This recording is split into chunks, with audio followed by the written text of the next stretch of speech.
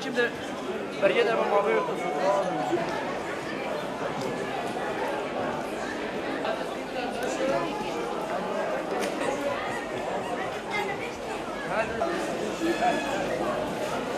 Buyurun efendim.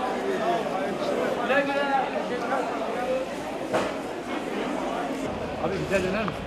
Üstad bu tarafa doğru dön hafif. Bu tarafa.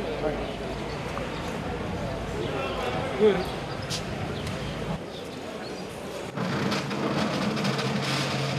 Pazarımız.